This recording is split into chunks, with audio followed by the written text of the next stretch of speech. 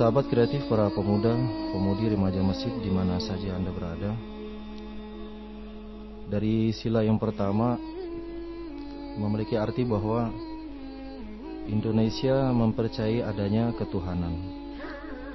Masyarakat Indonesia sendiri adalah masyarakat yang majemuk, masyarakat yang menganut beberapa agama. Maka dari itu, dari sila pertama ini kita perlu saling menghormati umat beragama satu sama lain, sehingga terciptanya kehidupan yang tentram dan rukun. Sahabat kreatif, para pemuda, pemudi, remaja masjid di mana saja Anda berada. Dari sila yang kedua, sebagai pemuda kita harus memahami bahwa manusia memiliki derajat atau kedudukan yang setara.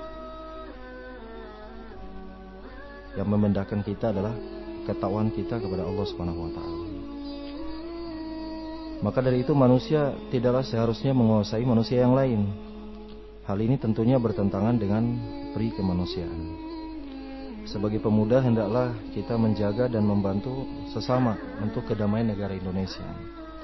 Sebagaimana baginda Rasulullah SAW beliau bersabda dalam sebuah hadis, "Wallahu fi aunil abdi, maka nal abdu fi aunil akhi." Jadi Allah akan menolong hambanya selagi hambanya menolong saudaranya.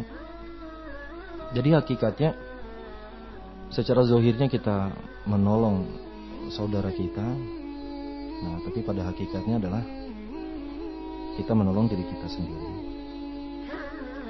Bahkan Nabi tegaskan dalam hadis yang lain, sabda beliau, la yu'minu ahadukum hatta yuhibbu li akhihi ma yuhibbu li nafsi. Tidak sempurna iman seorang hamba sebelum dia mencintai saudaranya sebagaimana dia mencintai dirinya sendiri.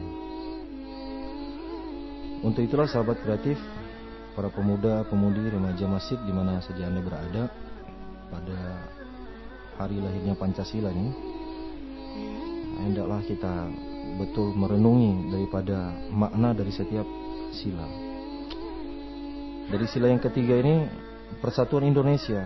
Nah, hendaklah pemuda harus menempatkan terlebih dahulu kesatuan dan kepentingan negara daripada kepentingan diri masing-masing. Dengan dasar nasionalisme, nah, diharapkan pemuda, pemudi Indonesia saling bersatu tanpa membeda-bedakan suku, ras, ataupun agama, untuk sama-sama rela berkorban demi negara ini, negara Indonesia. Pemuda juga diharapkan memiliki rasa cinta dan bangga pada negaranya sendiri. Sahabat kreatif, para pemuda, pemudi, remaja masjid di mana saja Anda berada. Dalam sebuah mafhum hadis, baginda Nabi SAW beliau telah mengatakan bahwasanya yang ada kaitannya dengan sila ketiga ini, persatuan Indonesia, bahwasanya hendaklah kita itu seperti satu anggota tubuh, kal jasadil wahid, seperti satu anggota tubuh.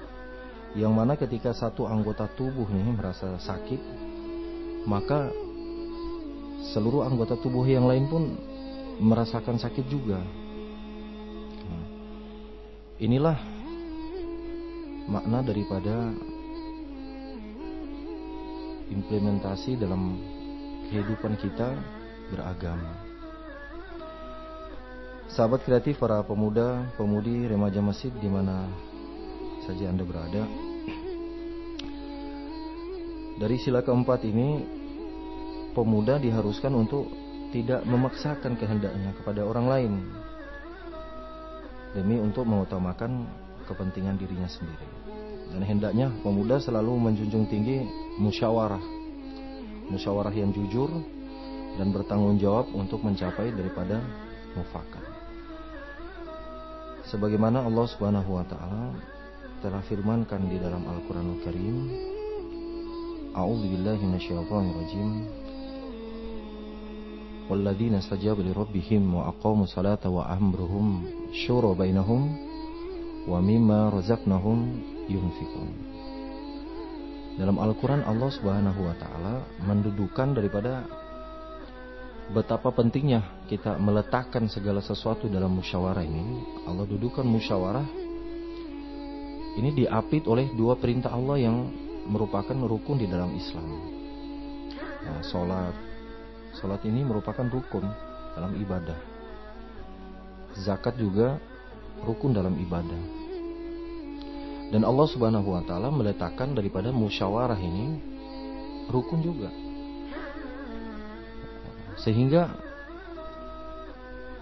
jika seseorang meletakkan segala sesuatunya dalam musyawarah, memutuskan segala sesuatu dalam musyawarah, ini ada pertolongan dari Allah Subhanahu wa ta'ala.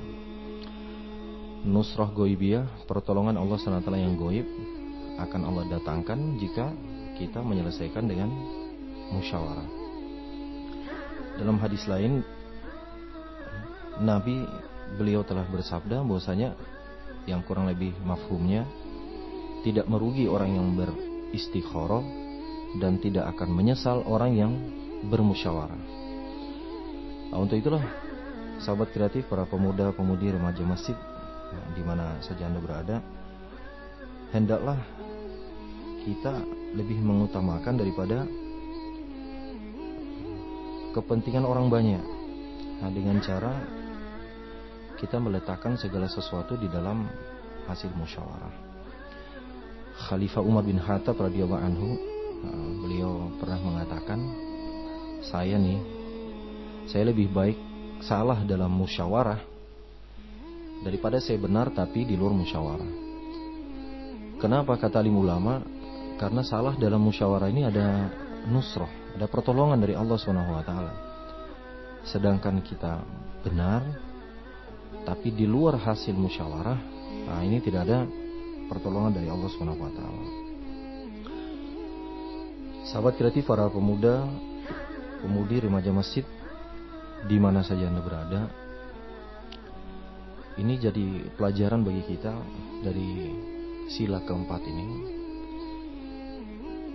Hendaklah keputusan yang telah dibuat atau untuk mencapai mufakat tadi, kata ulama, jasad daripada musyawarah ini adalah seperti jasad. Sedangkan ruh daripada hasil musyawarah lah kesepakatan kita yang telah mencapai mufakat ini hendaklah ditaati. Sebagaimana Allah firmankan, wa in tuti'uhu tahtadu. Kalau kalian taat, maka Allah akan bagi hidayah. Jadi segala sesuatu yang telah mencapai mufakat hendaklah ditaati. Hari ini berapa banyak hasil musyawarah yang telah diputuskan, baik dari pemerintah pusat, pemerintah daerah, tapi banyak yang tidak mentaati daripada keputusan daripada musyawarah. Untuk itulah sebuah kisah bagaimana baginda Rasulullah SAW, yang ada kaitannya dengan sila keempat ini. Bagaimana dahulu baginda Nabi SAW beliau memutuskan daripada suatu perkara di dalam musyawarah. Jadi para sahabat kreatif, para pemuda, pemudi, remaja masjid, di zaman baginda Nabi SAW beliau pernah bermusyawarah untuk mufakat mencapai suatu keputusan itu. Waktu itu ketika para tawanan perang. Jadi ketika para tawanan perang hendak mau diapakan, baginda Nabi SAW beliau mengumpulkan daripada para sahabatnya. Kemudian beliau mengatakan, wahai sahabat-sahabatku, kita hendak bermusyawarah, mau kita apakan nih para tawanan kita. Maka baginda Nabi meminta daripada pendapat atau usulan-usulan dari setiap para sahabat yang hadir dalam musyawarah tadi. Nah, diminta pendapat. Nah, karena kata ulama, setiap pendapat orang ini adalah saripati daripada setiap pikir dari orang itu sendiri. Maka baginda Nabi SAW meminta daripada pendapat mereka. Ada yang mengusulkan, ya Rasulullah, dari Sayyidina Abu Bakar beliau usulkan, ya Rasulullah, kita ambil saja. Para tawanan ini kan masih keluarga kita juga. Hendaklah kita ambil mereka, kemudian kita manfaatkan mereka untuk mengajarkan daripada anak-anak kita. Kemudian usulan yang lain dari Sayyidina Umar, beliau mengusulkan, ya Rasulullah, kita penggal saja leher-leher mereka. Nah, biar saya yang penggal leher keluarga saya sendiri. Nah, begitu pula yang lain, Sayyidina Ali. Nabi pun meminta daripada pendapat sahabat yang lain, ada yang mengusulkan dibakar dan sebagainya. Hasil daripada keputusan musyawarah ketika itu adalah Nabi mengikuti pendapat daripada Sayyidina Abu Bakar radhiyallahu anhu. Ambil manfaat daripada tawanan ini.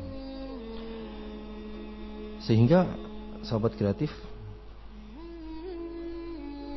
besok pagi ketika telah diputuskan, esok harinya telah diputuskan, maka azab Allah Subhanahu wa taala pun turun. Sehingga baginda Nabi SAW, Sayyidina Abu Bakar, menangis di bawah sebuah pohon.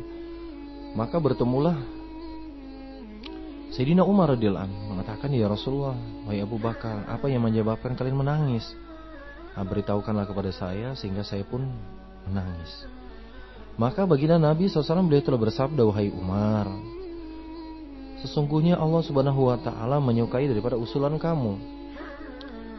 Akan tetapi karena ini diputuskan dalam musyawarah, maka ada pertolongan dari Allah Subhanahu wa taala. Azab Allah turunkan. Coba kamu perhatikan, kata Nabi SAW.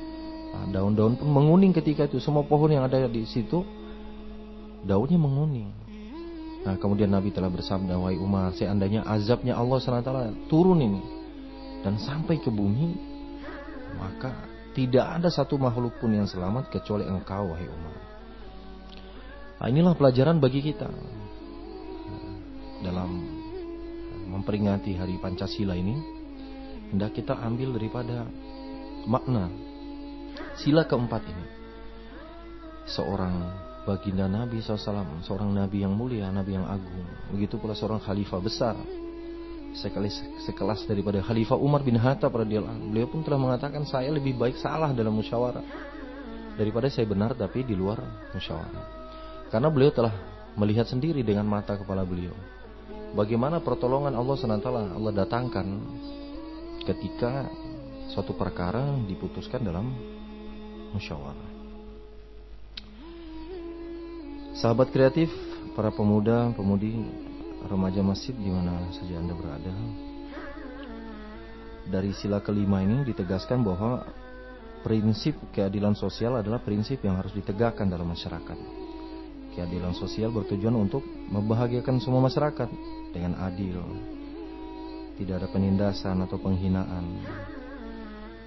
Dari sila ini juga diharapkan bahwa para pemuda mendapat perlakuan yang adil, baik dari segi hukum, politik, ekonomi, sosial maupun budaya.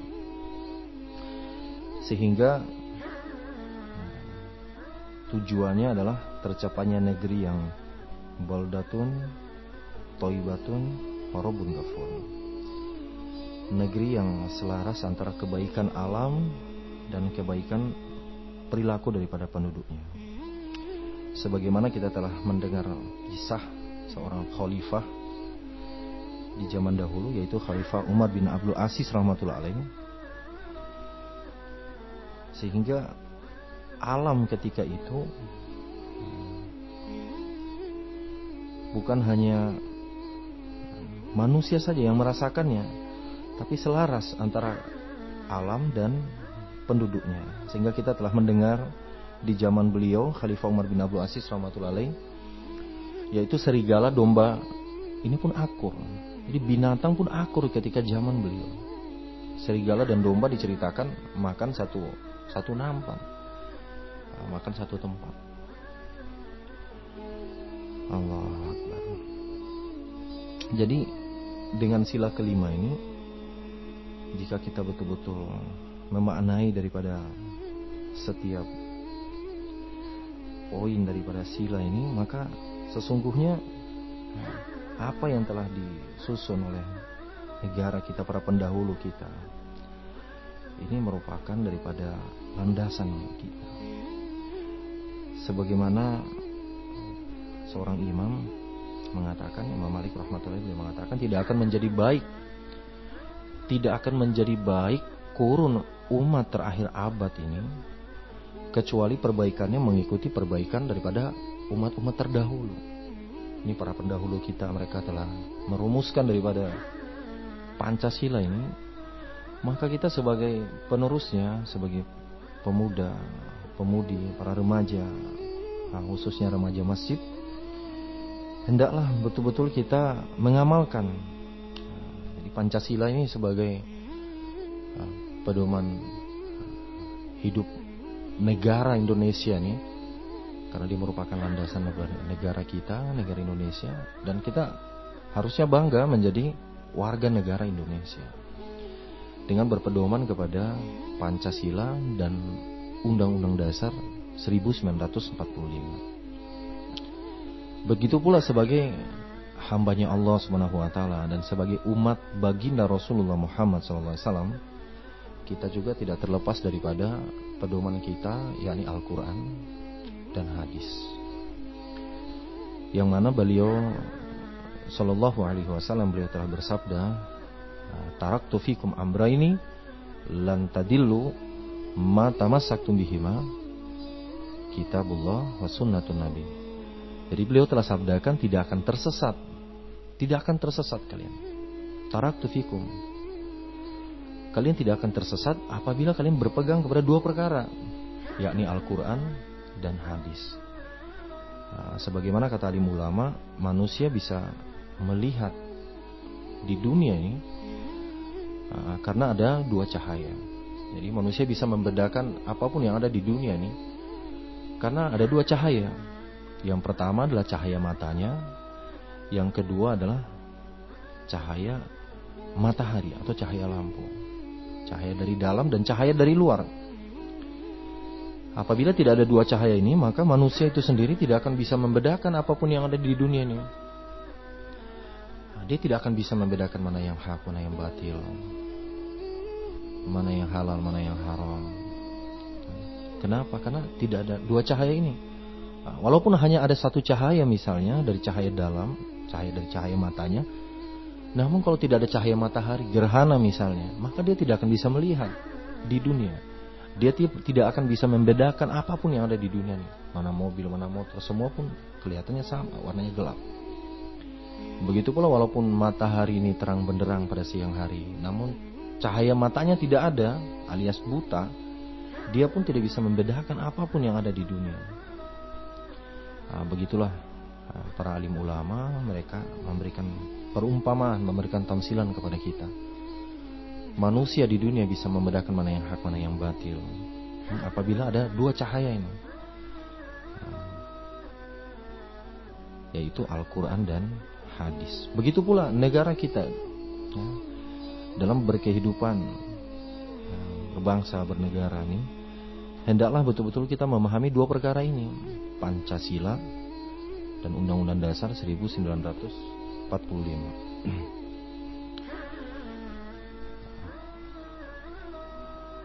Para sahabat kreatif dan pemuda-pemudi remaja masjid di mana saja Anda berada,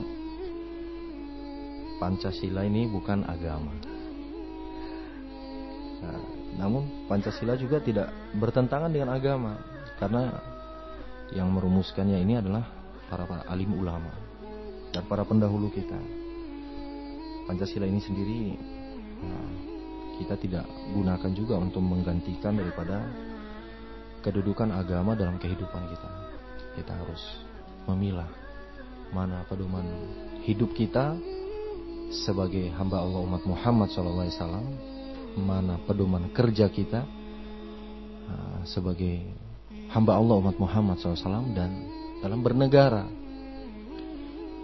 Sebagaimana saya sendiri dari kepolisian ini ada dua juga, yaitu Tribrata dan Catur Prasetya.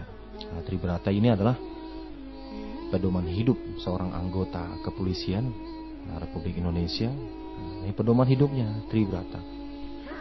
Sedangkan pedoman kerja daripada anggota Polri, anggota polisi, ini adalah Catur Prasetya. Dan dua cahaya inilah yang menuntun setiap anggota Polri dalam tugasnya.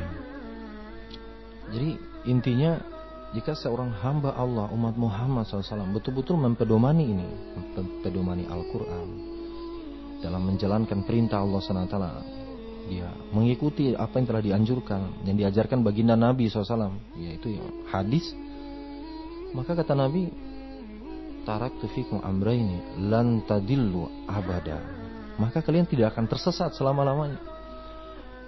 Begitu pula kaitannya dengan Pancasila. Para pendahulu kita telah merumuskan daripada Pancasila ini, sehingga kalau kita betul-betul memaknai sebagai warga negara dan kita pedomani, maka insya Allah tidak akan tersesat juga, kata para alim ulama.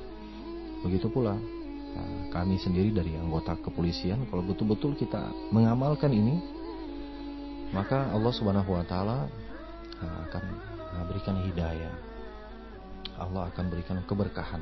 Ya, ini janji Allah Subhanahu wa Ta'ala. Walau anna ahlal qura amanu wa taqaw la fatahna alaihim barakati minas sama'i wal ard. Sekiranya penduduk suatu negeri mereka beriman, mereka bertakwa kepada Allah Subhanahu wa Ta'ala, Allah Subhanahu wa Ta'ala telah berjanji la fatahna alaihim barakati minas sama'i wal ard. Kami akan bukakan keberkahan dari langit dan kami akan muntahkan keberkahan keluar dari perut bumi. Nah, ini adalah syarat untuk mencapai negeri yang baldatun thayyibatun wa rabbun ghafur, adalah kita kembali kepada pedoman hidup kita, Pancasila, dan kita sebagai anggota polisi juga berpedoman kepada Tribrata dan Catur Prasetya. Setiap instansi mereka punya pedoman hidupnya masing-masing. Kalau kita betul-betul amalkan, kita ikuti, maka apa yang telah Allah janjikan dahulu, Allah SWT berikan kepada para nabi, kepada para rasul, pertolongan ini pun sama Allah SWT akan berikan kepada kita. Sebagaimana Allah berjanji dalam Al-Quran Al-Karim surat Al-Baqarah, inna lanansuru rusulana walladzina amanu fil hayati dunya wa yauma yaqumul ashhad. Jadi pertolongan yang kami berikan dahulu kepada para nabi, kepada para rasul, pertolongan ini pun sama kami akan berikan kepada orang-orang yang beriman kepada Allah Subhanahu wa Ta'ala. Nah, untuk itulah para sahabat kreatif, para pemuda, pemudi remaja masjid di mana saja Anda berada, sekali lagi Pancasila ini memang bukan agama, tidak bertentangan dengan agama dan tidak kita gunakan untuk menggantikan daripada kedudukan agama. Untuk itu mari kita pada hari lahirnya Pancasila ini, saya sendiri dan mewakili Prima Demi Maluku Utara mengajak kepada para pemuda, para pemudi remaja masjid untuk kita saling menjaga toleransi, integrasi dan sinergisme di tengah kemajemukan yang ada di negara kita, negara yang tercinta, negara Indonesia. Pada akhirnya kami ucapkan selamat hari lahir Pancasila 1 Juni 2021. Akhirnya saya atas nama Prima DMI Maluku Utara,